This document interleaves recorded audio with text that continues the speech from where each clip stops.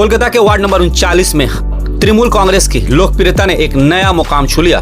जी हां, 100 से ज्यादा लोगों ने पार्टी का झंडा थामा, अपना भरोसा दिखाया, न सिर्फ ममता बनर्जी की सरकार पर बल्कि लोकल लीडरशिप पर भी।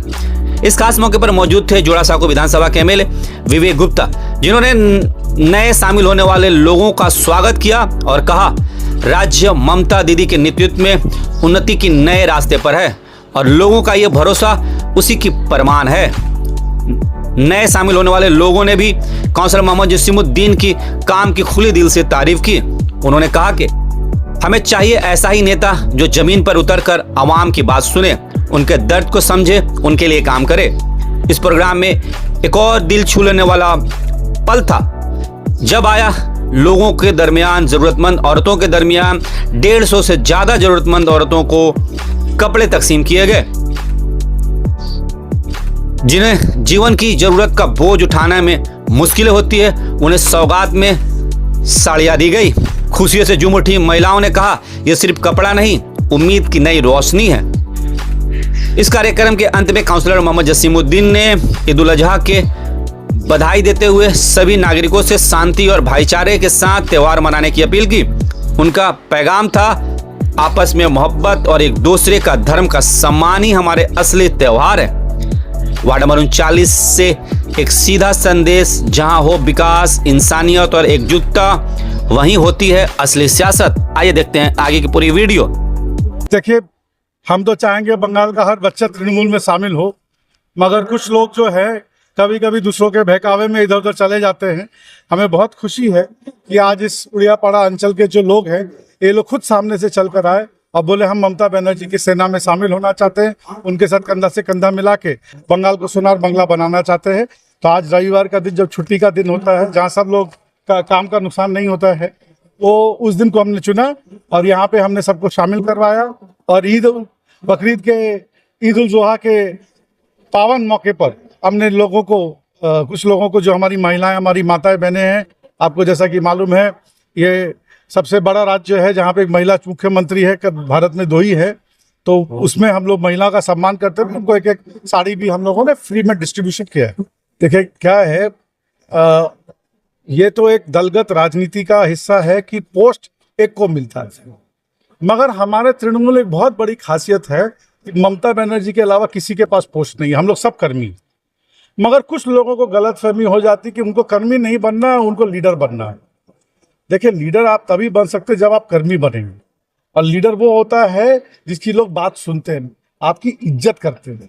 छीन कर, जबरदस्ती करके, अलग से दुकानदारी करके, झूठ सच करके लीडर नहीं बन सकते। मैं धर्म पर, सिंदूर पर, इन सब पे चर्चा नहीं करना चाहता। हमारा, जैसा कि मैंने स्टेज पे भी कहा, हमारा काम यह है कि हम सिंदूर पे चर्चा करें ना करें, दूरी पे चर्चा जरूर करें। ये भारत देश बहुत बड़ा देश, जहाँ हिंदू मुसलमान सब मिलकर एक साथ रहते हैं, और अगर दूरी रही तो ये जो हमारा एक सुंदर तस्वीर है, इसको कोई खराब कर जाएगा। देखिए, बाहर के दुश्मनों से लड़ना आसान है, अंदर के दुश्मनों से लड़ना बहुत मुश्किल है। मैं खुद एक पत्रकार, आप लोग भी सब पत्रकार हैं। बोलने की आज़ादी हमारा परम सिद्ध अधिकार है, मगर हर आज़ादी के साथ आप भी जानते हैं, हम भी जानते हैं, कुछ ना कुछ जिम्मेदारियां भी आती। आपका सुख किसी के दुख का कारण नहीं बनना चाहिए, आपकी आज़ादी किसी के लिए बर्बादी, किसी के लिए परेशानी का कारण नहीं बनना चाहिए। कानून सबको मालूम है, कानून सबसे ऊपर है, और हमें पूरा विश्वास है कि कानून की जो प्रणाली है वो अपना काम करेगी। मैटर चूंकि सब जुडिस है, इस पे मेरा कोई भी टिप्पणी करना इस पे गलत होगा। मैं न्यायपालिका पर, कानून व्यवस्था पे, पुलिस प्रशासन पे पूरा विश्वास है कि वो जो सही है वो सही करेंगे, जो गलत है उसको नहीं करेंगे, और हर एक को इंसाफ मिलेगा। कानून तोड़ने वाले को भी सजा मिलेगी, और अगर उसने कानून नहीं तोड़ा है तो उसको इंसाफ मिलेगा। मैं कलकत्ता पुलिस को जिन शब्दों में, जिन लफ्ज़ों में हाथ जोड़ के प्रणाम करूं, पाँव धो धो के प्रणाम करूं, तो भी कम है। हमारी पुलिस व्यवस्था जो है, मुझे लगता है, ये मेरा मानना है, जोड़ासांको की जो पुलिस व्यवस्था है वो शायद पूरे देश में सबसे बेहतरीन पुलिस व्यवस्था है। आज कुछ दिन पहले एक होटल में आग लगा, जिस मुस्तैदी से पुलिस के लोग 40 घंटा बिना खाए पिए सोए, हम लोग सब एक टीम की तरह काम कर रहे थे। लोग बहुत कुछ बोलते रहे, हम लोग चुपचाप सर झुका के अपना काम कर रहे थे। हमारा एक ही काम था, पहले जान है तो जहान है, ज़्यादा से ज़्यादा लोगों को बचाना। दूसरा काम था, जिनको हम नहीं बचा सके वो अपने घर वालों के साथ अपनी अंतिम यात्रा में शामिल हो सके, वो काम करना।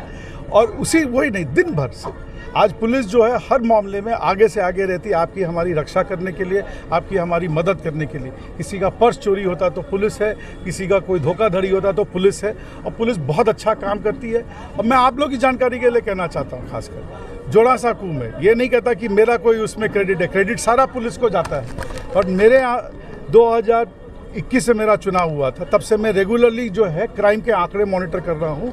जोड़ासांकू के जितने थाने हैं, रिकॉर्ड गिरावट आई है क्राइम के आंकड़ों में। ये सिर्फ और सिर्फ पुलिस के कोऑपरेशन से हो सका है। अगर पुलिस का कोऑपरेशन नहीं होता तो हम लोग जोड़ासांकू को एक क्राइम मुक्त, एक भय मुक्त जोड़ासांकू नहीं बना सकते। हमारा कंट्रीब्यूशन यथाशक्ति, यथासंभव, जितनी मेरी शक्ति है और जितना इस प्रोजेक्ट को दरकार होगा, अगर मेरे पास नहीं होगा, हम और जसीम भाई जाके सुदीप दास से लेंगे। सुदीप दास से आगे लिमिट चला जाएगा तो ममता बनर्जी का दरवाजा खटखटा जाएगा। पैसे के लिए यहाँ काम नहीं रुकेगा, ये मैं आप लोगों को गारंटी देना चाहता हूँ।